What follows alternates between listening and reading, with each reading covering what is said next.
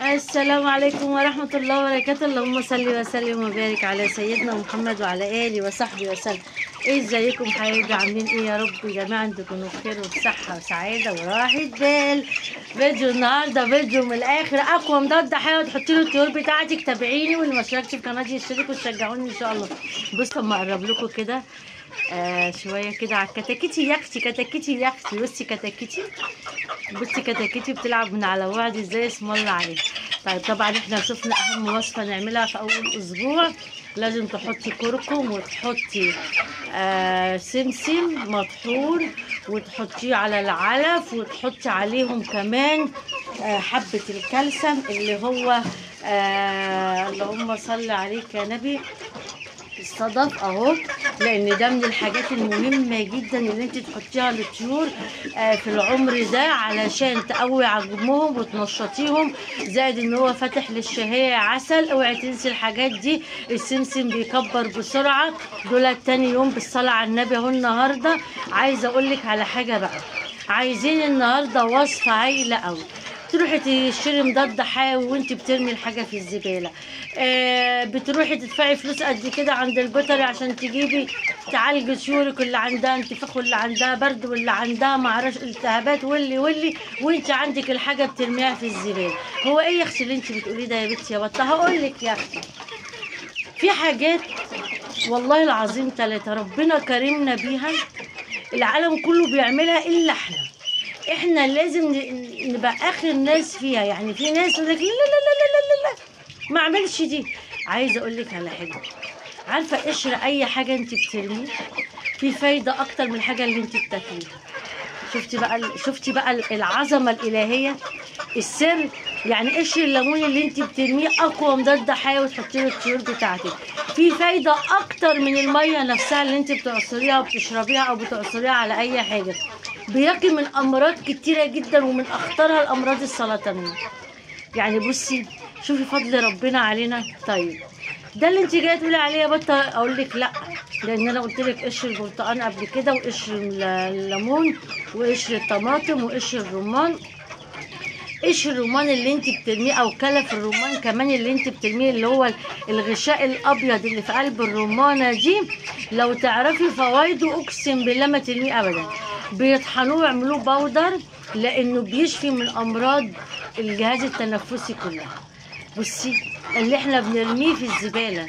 عارفه قشر البطيخ اللي انت بترميه ده وبترضيش شكل الحته البيضاء اللي بين القشره وبين الماده الحمراء اللي انت هتاكليها؟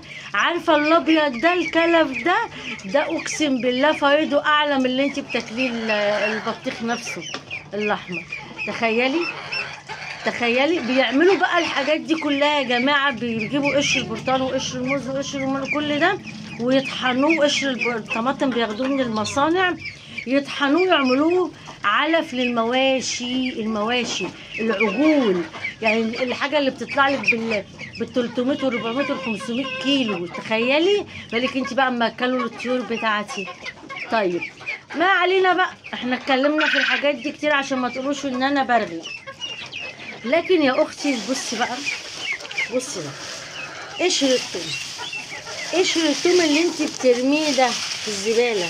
عارفه قشر الثوم ده اقوى مضاد القشر. انا مش بقول لك الفصوص بقى نفسها اللي انت بتقشري وتاكليها، وقلت لك ان 4 فصوص ثوم يساوي قرص مضاد حيوي، وبناخده كل 6 ساعات كانك خدتي قرص مضاد حيوي. لا، في بقى القشر نفسه ده اللي احنا بنرميه ده، لو تعرفي فوائده اقوى مضاد حيوي لينا احنا كبني ادمين كمان. يعني لينا احنا، يعني تخيلي لما تحطيه رافع للمناعه. ده بقى لما تحطيه للطيور الضعيفه اللي قدامك دي يبقى اقوى مضاد حيوي حطيتيه، رافع للمناعه، منشط جدا يعني للطير عموما، زائد بيساعد في عمليه التخصيب عند الاناث. يعني انت دلوقتي عندك حمام، عندك اي حاجه سمان، اي حاجه بتبيض، فراخ، لا يساعد في زياده عمليه التخصيب. تخيلي بصي بقى دي اقوى مضاد حيوي. طب هنحطه ازاي يا بطه هياكلوا؟ انت عارفه لينا احنا شخصيا يعني كبني ادمين، تحطي القشر ده في الشوربه. تخيلي بقى تبقى حطيتي ايه في الشرب. الناس بقى الكلام ده ممكن تاخده على ان هو كلام مش مظبوط، لا هو كلام علمي وابحثي عنه. في الناس بقى اللي هي يعني عارفاه كويس قوي بتاخد القشر اللي انت بتقشريه وترميه الصغير ده، بياخدوه يحطوه في الشوربه، زي ما انت بتحطي البصل وتحطي ورق لوري وتحطي الحاجات دي كلها. طب احطه للطيور ازاي يا بطه؟ لا هحطه طبعا، ما احطوش ازاي؟ شايفه اي اكل انت حاطاه. انا النهارده حاطه اكل بيتي خالص، وحاطه اكل اصبروا وحاطه تقوير بتنجان وفلفل والحاجات دي. طب هناخد بقى هوريك عشان هو البط تقوم هاجم عليا. بصي بقى،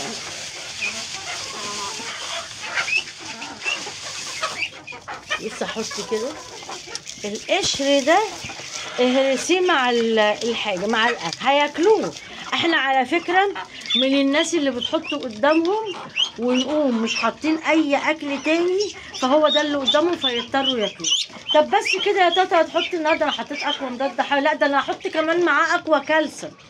الصدف اقوى كالسيوم ده بيخلي الطير عندي جامد، يتحمل، فاتح للشهية، مقوي الطير عموما، منشط، بيقوي العظم. ليه بقى؟ لانك انت ساعات طيرك لما اسم الله عليه الله اكبر يتقل عشان رجليه ضعيفه ما يقدرش يشيل الرجل، ما تقدرش تشيل. حطيت الصدف هنا اهو، حط شويه كمان. بصي الصدف ده، لا وغير كده ايه، بيساعد في عمليه التخصيب برضه، ومنشط للاناث قوي عند في كل انواع الطيور. يعني لما تحطيه تبقى انت فدتي طيورك كويس قوي، وحفزتيهم ونشطتيهم وقوتيهم، كل ده في حاجات بسيطه انت ممكن تكوني بترميها. ثواني بقى، بسم الله اللهم صل عليك يا نبي. هياكلوا بقى بالصلاه على النبي.